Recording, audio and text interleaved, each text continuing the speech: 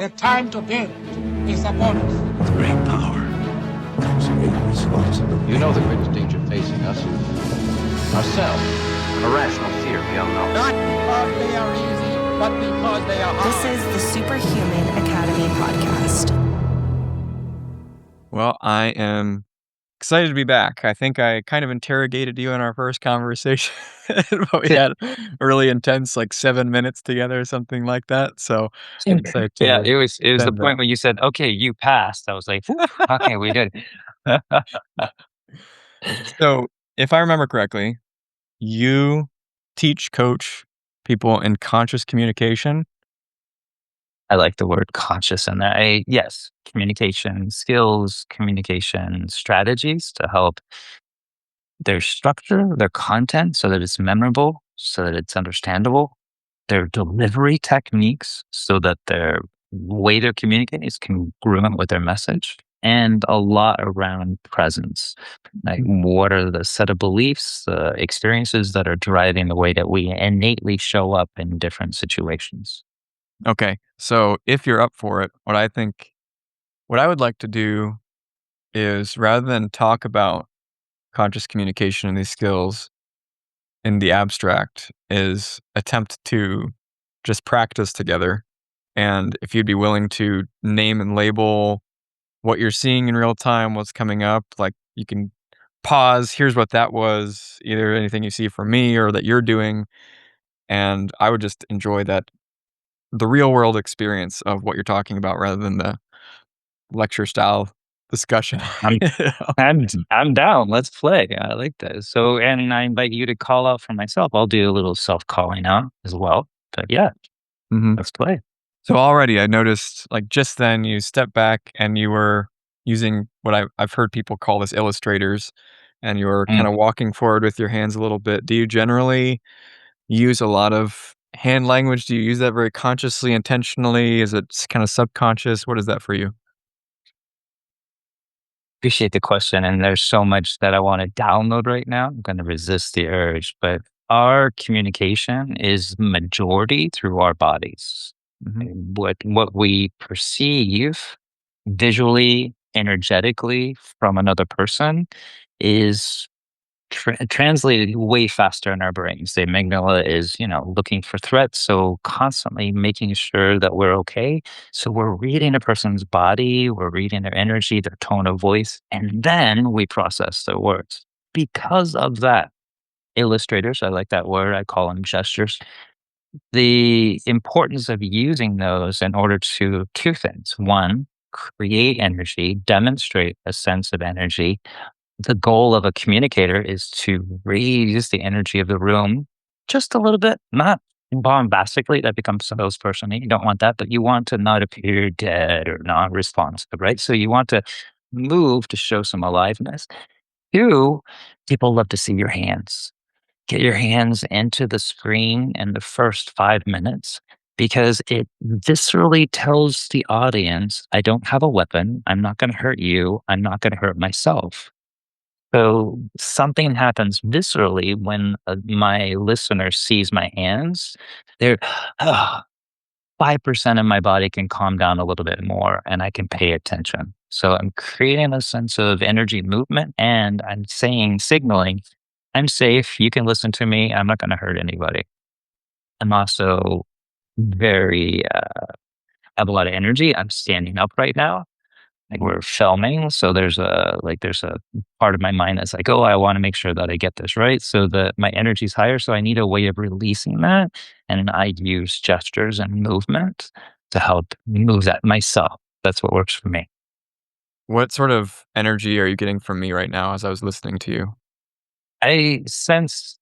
Okay, well, if I'm reading body signals, I can see you're paying attention, you're processing, you're up in your head, less in your body, and there's a slight closed offedness. Your hands are close to and close, so there's a little bit of I'm holding my next question. I'm analyzing this person. I'm still kind of seeing where this is going to go, where I'm going to take it. That's Mhm. what I'm intuiting from it. Yeah. So if you were to recommend a shift, what might it be from my current space?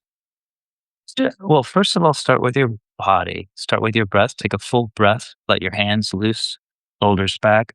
Open up and see how much space. Maybe spread your feet out. Maybe keep your elbows out from your body. If there's a way, like a table or something, you could put your I've got hands on sweaty the table. tits, and I'm trying not to show them off, but You got a dark shirt and dark background. You can't even see it. I appreciate the honesty there. So, how do you feel now? Like, what's different in you going from that place to this place? I was already very relaxed and regulated, so the posture change didn't change much for me. In that one, like my current seating position is not ideal because it's very difficult for me to have my hands visible without them being kind of clasped here in this very like um, James Bond villain style. Power pose. Let's call it a power pose. Yeah, Yeah. yeah. So as soon as I spread out, my hands are like dropping below eye level, at least when I'm listening, which is not ideal. But yeah, how do you experience this differently from how I was positioned before? Well, just not having your arms up in front of you makes you feel more accessible to me. I Mhm. feel more connected to you. And you've got a slight tilt to your head now, which is a relational cue that says, I'm a little more comfortable with you and I'm inviting. This is signaling curiosity. Please Yeah. continue. Kind of thing. So I'm getting like, oh, we're a little warmer now. We're past the we've thawed the ice. The icebreaker's done. Now we're moving into connected conversation of some sort. Mhm. Something interesting I'm noticing about you is your blink rate is remarkably low Yeah. for being in a most people perceive this as being a show. I don't really see it that way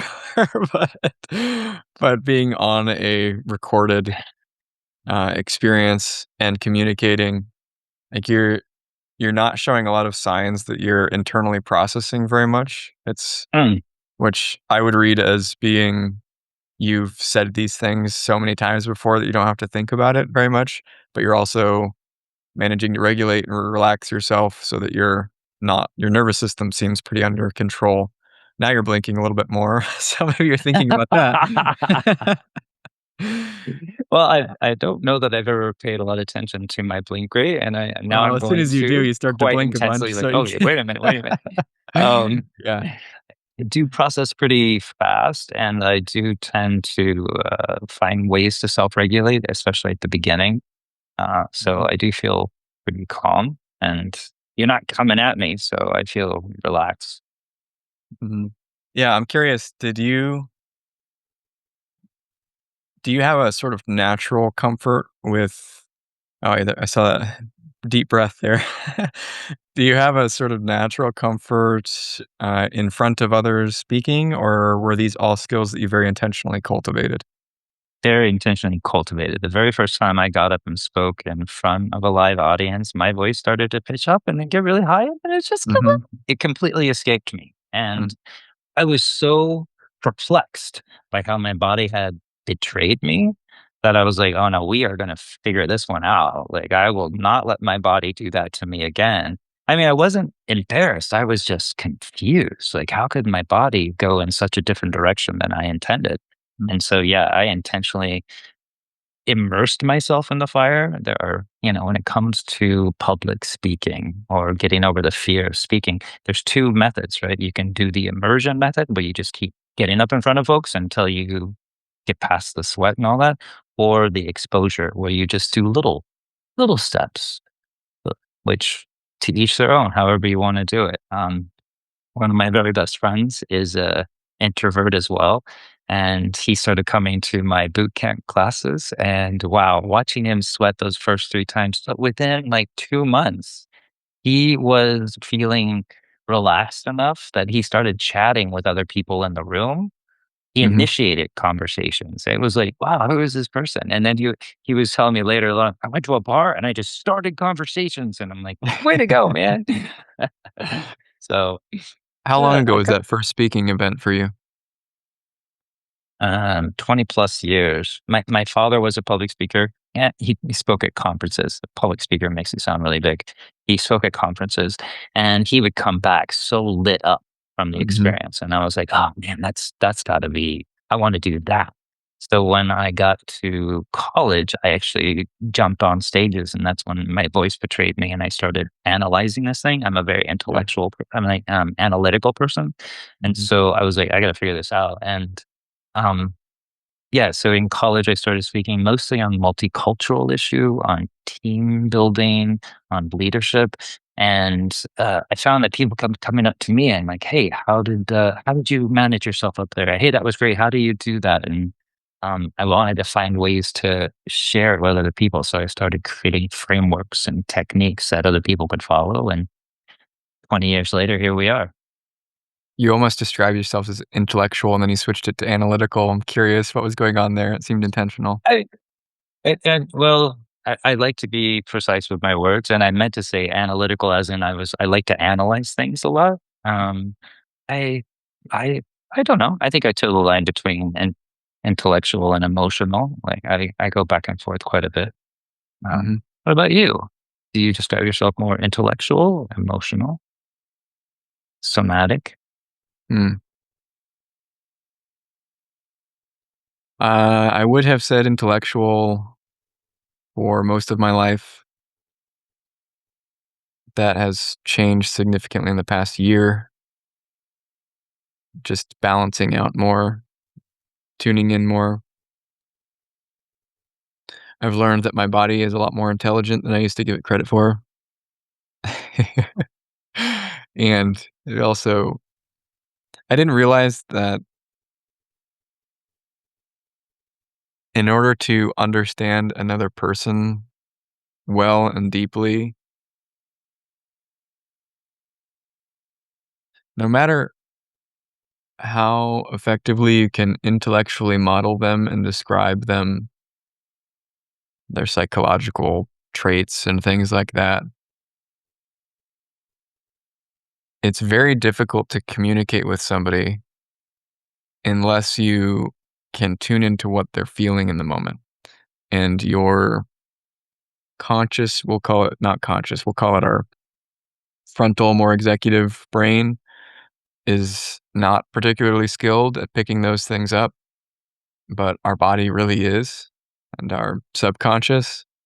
And so I realized that many of the communication challenges that I faced was not because I was too stupid to analyze people, pretty decent at that. It was because I wasn't in touch with what they were feeling in the moment in a visceral way. And so I could not congruently communicate it back to them. I could only describe it with words, which doesn't actually make people feel very understood. Mm. People want to feel felt, right? They want to feel felt, seen, and understood. And to your point, I'm curious, and I have listened to your earlier podcast back when you started to as it Oh, really? iterated, Okay. and I Interesting. am noticing that shift because the earlier ones were to me very intellectual based, like like da da da da da. Huh. But I mean, Which episode experiencing did you listen yeah, to? Or just curious, which one? Wim Hof. It was Oh, that was I Jonathan recording that. That wasn't even oh, me. was it really? Wasn't you? Oh, bro. Seriously. That's Okay. hilarious. That is hilarious. Now it explains the shift, but I'm like, okay, yeah, You're you've like a really totally different changed. person. Yeah. Yeah, It's yeah, a no. different, you're like a It's different actually a person. different person. Well, what would you say was the pivotal point that caused you to make that shift from being more intellectual to more somatic?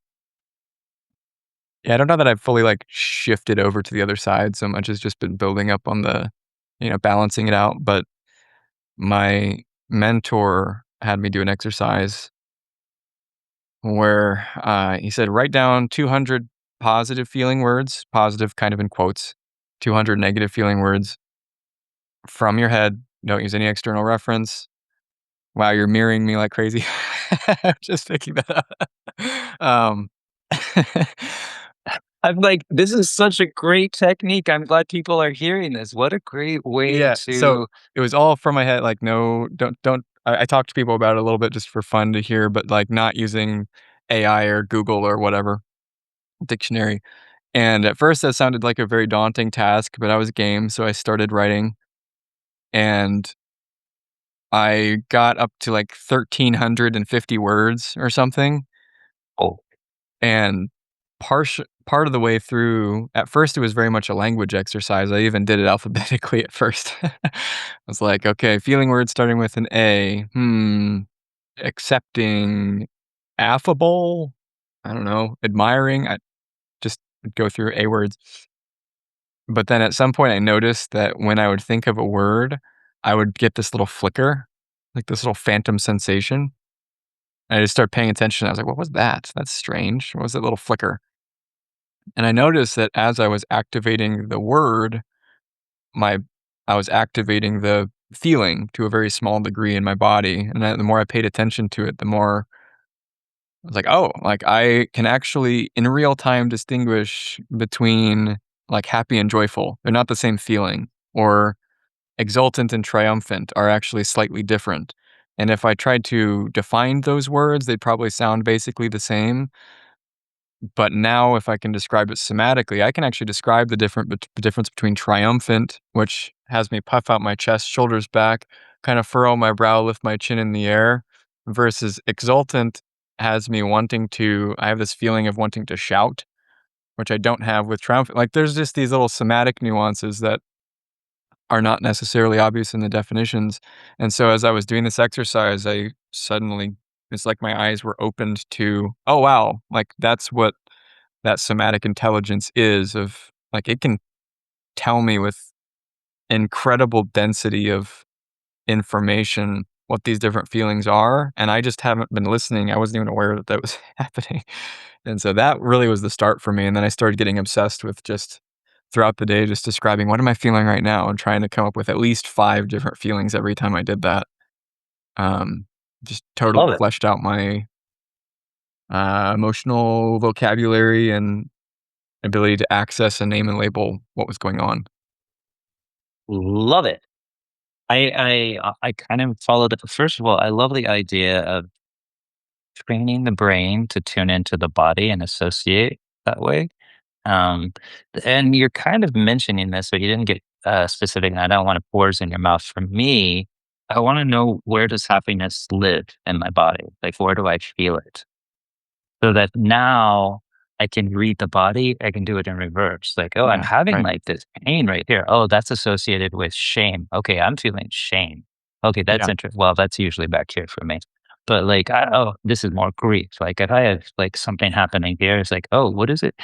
And I can sort of use my analytical brain to like understand, okay, that emotion is coming up because I was thinking about this, or I saw this, or whatever. And yeah, what a great, I like your mentor's exercise. Like, that's yeah. beautiful. What was like, mind-blowing to me then later was as I would start to pay attention to other people and I wasn't trying to consciously analyze, I was just allowing, like, you were doing a lot of mirroring and matching and stuff earlier, the more I allowed myself to naturally mimic what I was seeing, that would produce a feeling, and then it was like, "Oh, this is how I understand," or at least have a much more high likelihood of understanding what the other person is feeling, as I just let my body mimic what they're doing and what they're experiencing, and then I say, "Okay, well, what does that feel like?" And then if I have the name and label for it, then I'm much more likely to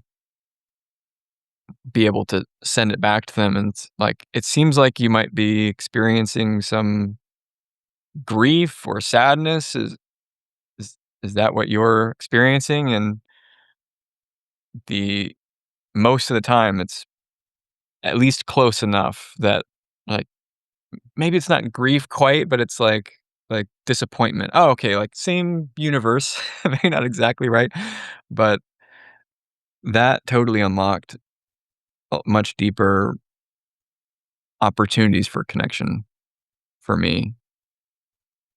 Yeah, and you're talking about the whole emotional intelligence aspect, and how can people who don't naturally move towards emotional intelligence like build up skills in that way. Mirroring, and I like that you called it out. I am doing it. I do it somewhat unconsciously, but I think of it in an agency to relational state. Mhm. So in an agency state, high agency state, I'm the military commander. I'm listening. Mm, I'm thinking about it. I'm not giving you any emote. I'm not emoting at all for you. I'm very like not stiff, but I'm very firm, confident, solid.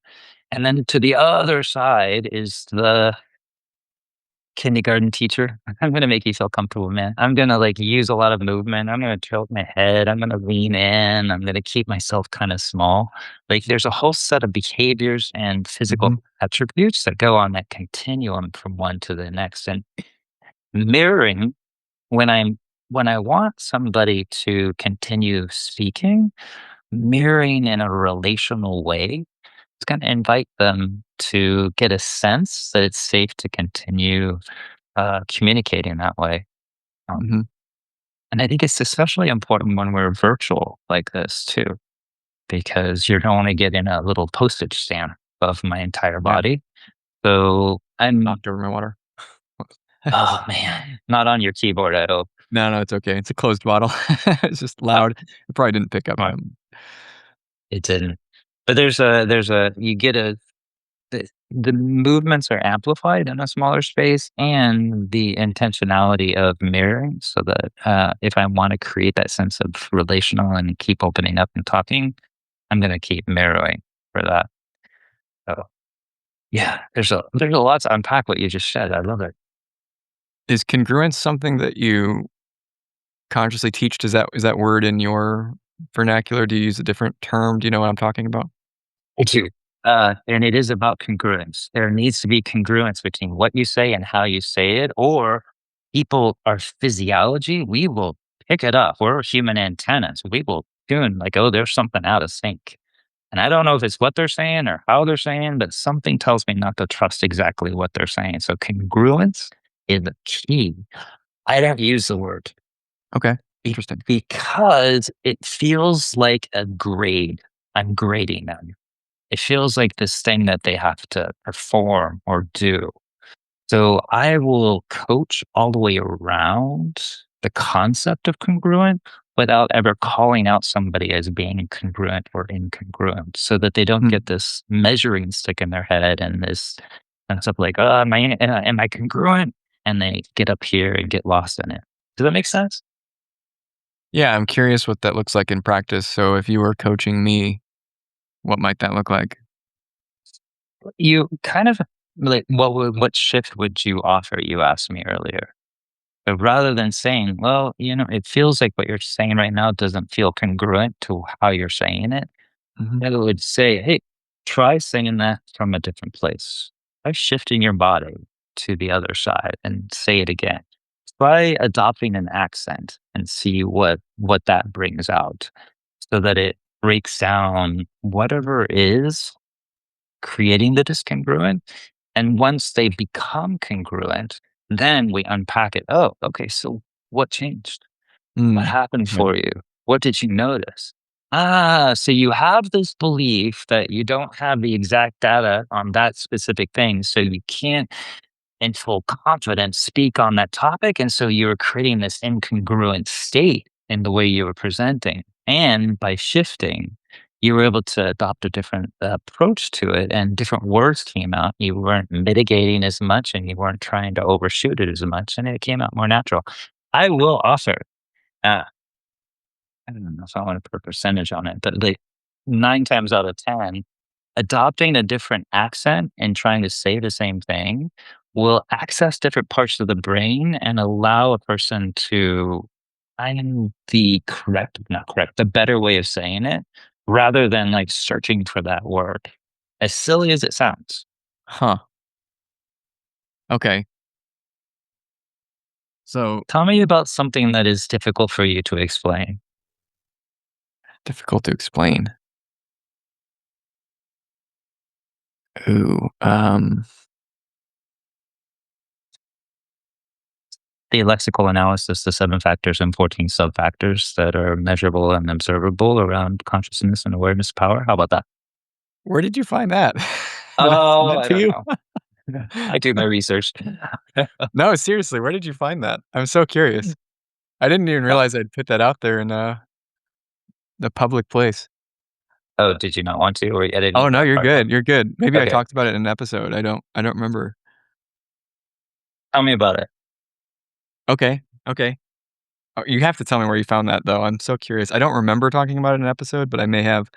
Um, yeah, so I've done a deep dive on consciousness and what it is, and I used the method used to derive the Big Five in a light format. So, are you familiar with the lexical approach?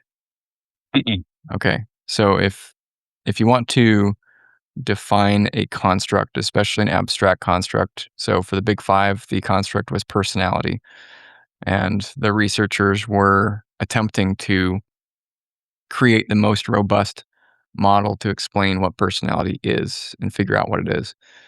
And so the lexical premise is that any construct you can think of is encoded in language, and you can understand it by looking at the words that people use to explain, describe, talk about, talk around that construct.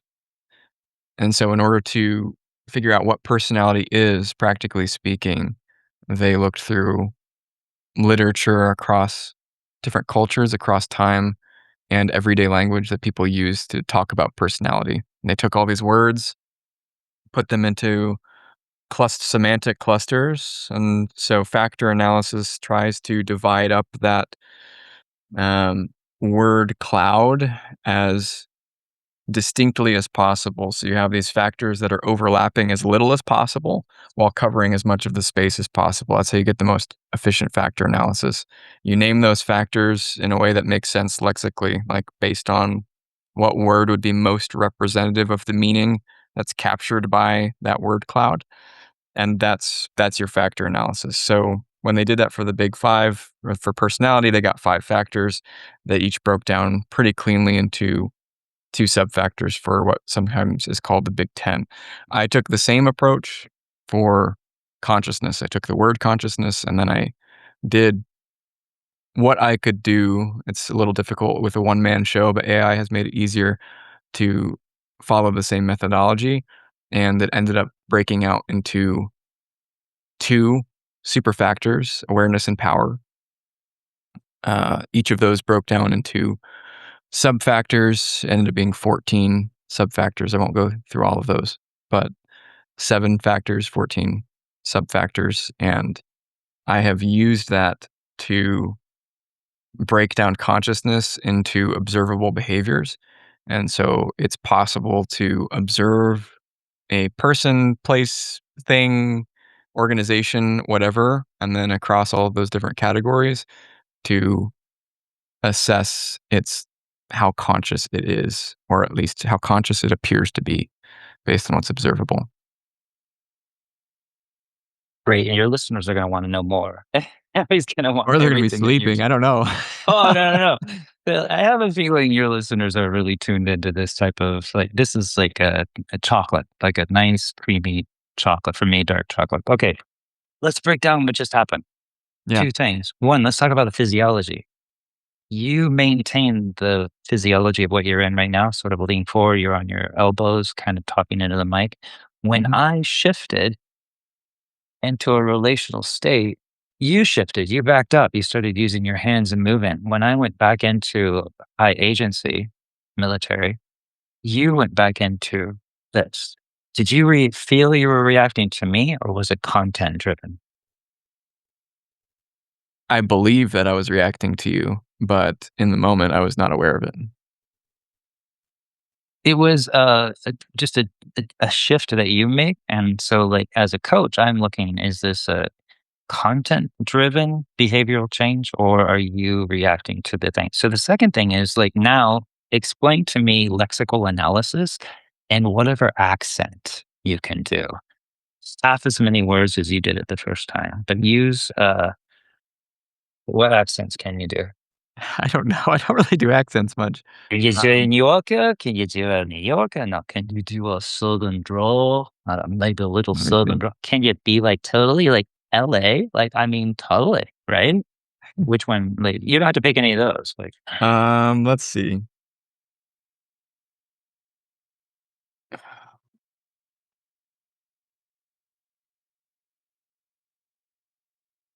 Well, before I do that, which I will, I'm curious, how congruent did that come across the first time? I'll tell you after this. Okay, fair enough.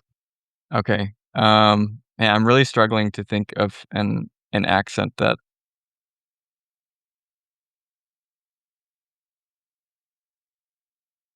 All right. We're going to shift it a little bit. Imagine you're yeah. talking to your 3-year-old and Okay. explaining Yes, this. that's Go actually for it. wonderful. Thank you. I appreciate that. But Okay, so if it's you think bedtime. it's About to go bedtime. to sleep. So we got to almost whisper it. Go for it. It's challenging. All right. All right, so lexical analysis, you can think of that as, words. Just think, what are some words that you think of? Are you gonna be my child or not? Blah, blah, blah. Ba, ba, ba. Perfect. Yeah, exactly. So words, those things that you say, they're fun, they're silly, they're big, they're small. Um, Words have meanings. We're trying to trying to communicate things that we're experiencing. I talk to my son using big words, even though he's 3. We're trying to describe something we're experiencing, something that we understand, something that we're excited about. When you are talking about your day, what are some of the words that you might use? And I would let my son share some words. He'd probably talk about Skipper the dog or something like that. Like, yeah, exactly. So if you were trying to help somebody else get excited about that like you, then you'd probably use a bunch of words so that they would understand it better. Those words that you would use to help them understand it, that is actually that is actually how words are best understood, is what are the things that come up in natural language when you describe your experience? If we can get as many of those as possible, we can get the most full, complete, experiential version of what you're talking about. I don't know if you are we doing this video? Can they see me giving you some love there? Good Some job. That was people great. some people might Okay, watch it, cool. yeah. Really well done. Really well done. Yeah, I like that you closed your eyes to actually imagine that you were speaking to your I child in was there. really Yeah, like you were connected, and when you gave yeah, up trying to get me to act like your son, you kind of gave over to it. And yeah. despite the one fourth wall, you broke the fourth wall at one point. And you Yes, say I did. words with my time, whatever. But otherwise, you were in character. You delivered. How would you describe the difference in your state between that first one and the second one? Oh, the second one was so uncomfortable for me. Yeah. My body heat went way up, which I'm in a super hot office anyway, but I started sweating even more. Um, yeah, I became way more self-conscious and less present. Yeah. And how would you describe? So in the first state, you were more confident, present, connected. You were present. Second one, you were kind of focused on your body and like the temperature rise and the stuff like that, right? What would you say about the content you delivered from the first to the second? Well, the second time I was really struggling to find words that made sense in that context. I've never attempted to explain lexical analysis to my son. Probably Yeah. wise. Um, so when I communicate about that topic, which I only do with a handful of people, um, I assume I assume a level of engagement and prior knowledge and context for that. And without that, I found myself really grasping for straws a little bit and getting distracted from what am I actually even trying to communicate and losing track of it. Exactly what we wanted to happen. So, full disclosure, all communication is contextual, depends on who you're talking to, what you're talking about, and the environment in which you are speaking. So, we created two separate environments. What you got to experience was your congruence with me as an adult male, and your congruence with a toddler. Do we still say Yeah, toddler he's at 3? 3. I Yeah. don't know. Okay. A toddler. And like, so, but what you notice is that your body went into a different state and you were really searching. This is what we want as communicators. We want to put ourselves into situations where we stretch. One of the things I offer a lot of my clients is before your presentation, weeks before, go into a room, do a dozen jumping jacks, run in place for a minute, and then sit and deliver your line slowly and with a steady cadence. You want to get your body into that heightened state Mhm. of high blood pressure, heart rate going, and then still train yourself to communicate in a way that feels controlled, composed kind of thing. So what you did is you're starting to train your body to communicate in different scenarios so that things won't throw you off. In a high stakes meeting, somebody brings a total wild card into it. You're not going to be thrown off because you've trained for this. You're like, okay, I'm ready for this. Second thing is you accessed a different part of your brain to explain it to your child. And in doing that, if what I would do if we were coaching is we would go back and have you explain it again now to me, lexical analysis, but you would find a bigger width, more ease in explaining it because you've now accessed this separate part. And I would argue, just for the record, there's a lot of people that are going to understand it better the way you explain to your son than the first time. Mhm. So, like, a speaker finding the continuum of language to use and then experiencing what congruence feels like and where they in and out of congruent in those two places and training themselves is how you will level up to being congruent in any scenario and in high stakes situation. That was interesting. I don't typically like, for me, that was forced incongruence, basically. It's like, okay, I'm going to mentally put myself into a different context that I'm actually in right now and attempt to Become ignore the inputs of my immediate environment in favor of the imaginary one, which is like an exercise in incongruence. Is valuable in the sense that I could feel it's like, okay, this is this is what incongruence feels like. And so I could see that as being a tool in my toolbox of if when I'm training coaches, for example, using that congruence, incongruence, like, okay, you want to know what incongruence feels like? All right, go ahead and like pretend like you're explaining this to a group of school children or something like that. But like any act or anything like that that's not fitting to this scenario. It was very uncomfortable, and kudos. I haven't gotten uncomfortable in a podcast episode in a while, so I appreciate the opportunity. It's returning the favor from our initial conversation. I haven't been that uncomfortable in initial. I'm kidding. excellent. Forced incongruence. I love that as the concept, and there is some truth to it because you were innately trying to become congruent to an forced incongruence, which stretched your ability. And now, if Yeah. you were to go back, like I said, and explain lexical analysis at a more natural congruence, you would find where there was more ease and where there was friction before, there would be more ease to it. And you would start to like find patterns of what is potentially holding you back from being incongruent. I keep saying those two words together, holding you back from being congruent in every situation going forward. It becomes Mhm. like a building tool. Yeah, I've thought of it as, this kinda struck me the other day of fear is the budget substitute for competence, and this fear is attempting to keep you from doing something disastrous. And if you're competent, then you don't need the fear because you know what to do instead. But when you pushed me into that space, I was experiencing fear and discomfort. I was like, oh, like that signals to me I don't have competence in this area. You just showed me a skill gap. You just showed me an environment in which I don't currently have the skills to stay congruent in that scenario.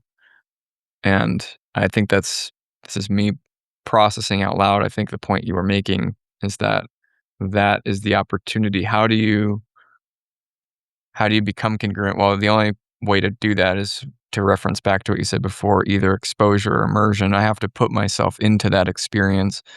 Like even just doing an accent is pretty uncomfortable for me, but which hopefully was obvious. But it's like, okay, so if I'm playing a game of accents, like there's a space in which I have not developed my skills to the level where fear won't jump in and bark at me like an annoying little dog. Well, first of all, I love your statement. Fear is the budget version of competence. Like, I want to unpack that for the rest of the day, but I want to hack back to what you said in the sense that there is something about overcoming that fear of going there, of like stretching into those places that feel we don't have access. The fact that you feel very uncomfortable to do an accent tells me that there is a part of you potentially that wants to maintain a particular image, Mhm. wants to present a particular. Not bad. We all do that, Oh, as yeah, I shaped felt for I felt this the podcast, the right? fear of social judgment arising. Right. Yeah. Right. The goal of all communicators right now is authenticity. How do I be authentic? Like that's the thing. And it really is forgetting oneself and pouring all of my energy into the message and my listeners and not caring what I have to do or say or whatever in order to get that message across. And the example I would give is if there was a critical emergency right now, if the place was on fire, you would lose all sense of, I don't care what I sound like. I need to get my family out of this house. Right? Like, it's Yeah, like you the have only way to no. get their attention is to talk like Mickey Mouse, like, there we go. Are we gonna demonstrate this right now? I wanna hear you talk like Mickey Mouse. Can you talk like Mickey Mouse? I don't know if I can. Probably Like, can. you do Mickey, I'll do Daffy. Donald Duck. I'll do Man, you do Mickey, I'll do Mi. I volunteered it, yeah. I'll do my best impression of Mickey Mouse.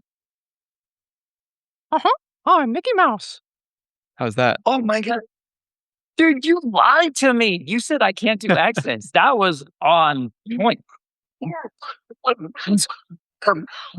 There, I did my That's Donald funny. Duck for you. Your audio actually cut out because it probably perceived it as like a It's as like probably best. I have a noise. reputation to maintain. No, I'm kidding.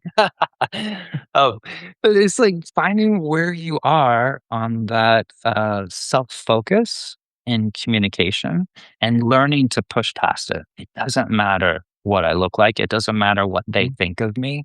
What matters is that this message is connecting with them. I have a lot of clients who are like, I can't do an accent. I can't do it. I had one client, so funny. He was in a room with other friends, like he had roommates, and I was like, "Dude, just do an accent." And then I heard from the other room, "Being a wuss, do the other accent." Like they were all like, "Just get over yourself."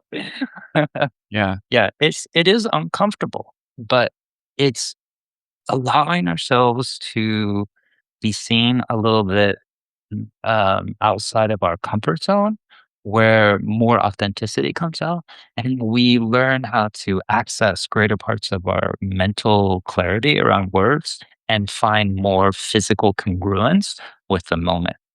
Mhm. Well, that Good yeah, talk. that was interesting.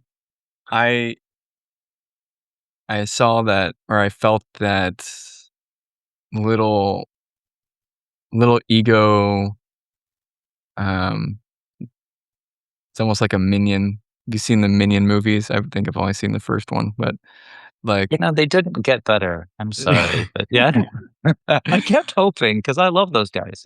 but it's like running around like, "Stop, stop, stop, don't do this." I'm like, "Oh, interesting." I haven't had that little scrambly voice or feeling very often in the past couple years. And to have that come up for something as silly as doing an accent on a podcast, it is, yeah, I mean, it's refreshing in an uncomfortable way of like, okay, I can play in that space. I can have that little minion come up and scream at me, and I can do the thing anyway. And that's different from who I was before. I can appreciate that. Beautiful. For me, just full disclosure, it was stand-up comedy. I had tried improv. I didn't have real issues with improv, I think because I'd already done so much public speaking, but when I took the stand-up comedy class, oh man, my body was, like, on fire. Like, I got up in front of these people, and I was like, and I had never felt so alive and so scared at this. Like, it was exhilarating. And unfortunately, my very first stand-up performance was a slam dunk. They were laughing. People were dying. Oh, People were shucks. coming up to me. Somebody came up to me afterwards, like, "You were great. You want to be on I have a set. You want to do a set next week at this club?" And I'm like, "Yeah." And I went to that next club and wow, did I think. I mean, it There you was go. crickets. Alright. Nobody laughed. People were looking at me. People were checking their phones. And it was, I mean, it was misjudgment on I just did the same set thinking, oh, it worked. Let's just do the same set. Different audience. Doesn't work for every audience, right? So it was great because I learned after that, it's like, okay, I've been through that. It's gonna be really hard for me to get, like, upset about somebody giving me a sour face or somebody not responding the way that I want in the audience, whatever, so Mhm. resilience training is what it was. Yeah. Alright, well, you got me to go to an uncomfortable place, so I would love to return the favor. Where's an area in which where you're typically not comfortable to go in environments like this? Well, you're talking about my growth edge, that's what I call it. What's my Sure. growth edge? Where do I feel uncomfortable? There's a lot of art and emotion around, my father is slipping into dementia. And, it's really hard, and the as one of the caretakers for it is, it's a daily exercise of grieving and moving forward, and it's just little losses along the way. But the thing that's hard for me to talk about that I'm realizing just today is that it's a lot about letting go of control. Like, I wanna control the illness, I wanna control his slipping, I wanna control the environment that feels so cruel to this, I wanna, like and, right now, my discomfort in talking about something is the fact that I have a control issue that I didn't realize. Like, I really want to control and not have this happen, and I'm not in control, and that's really hard for me to talk about. Do you feel safe enough in this interaction to explore that further? I'm here for it. Okay. In in what way is that difficult to talk about? It's very personal. It's very personal to share what's going on in my family in a public setting. It's also very vulnerable to share what my personal, like, lack of evolution, like, why can't I just let go and let this happen and just show up in the moment kind of thing? Like, feeling lesson that I don't have that accomplished yet. Yeah, and I I pride myself on having all the right words to say or finding the right phrases or having a framework to answer questions. And when we get into this topic, I find myself at a loss. So it's uncomfortable. You seem very articulate right now.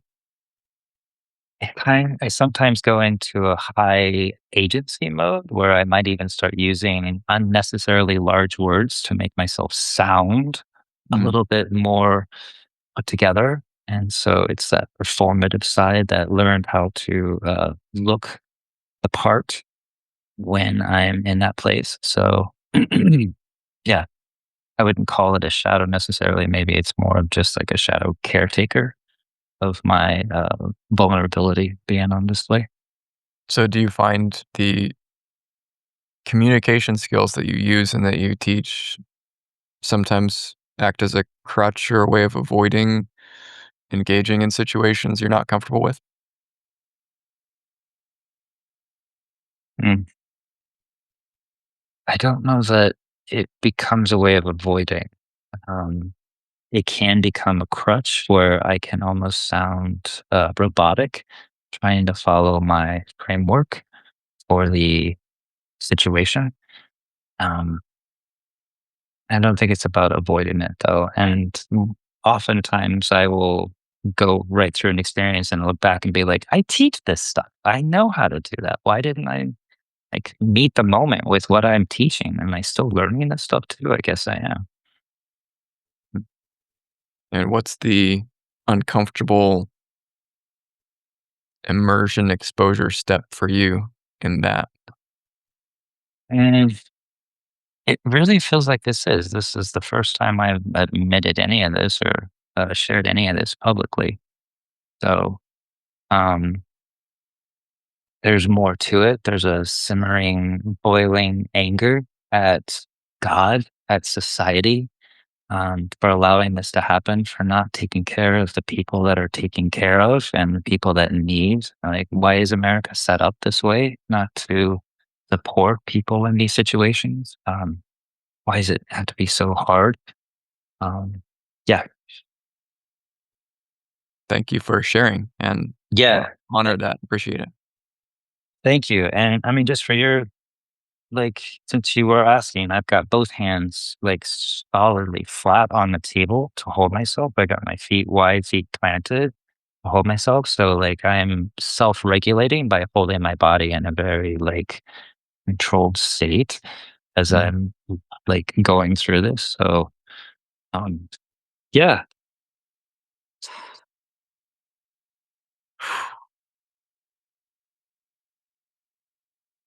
Well, I good hear that. Thank times. you. Yeah. Thank Thank you you. for engaging in very present, conscious conversation with me. Yeah. Thank you.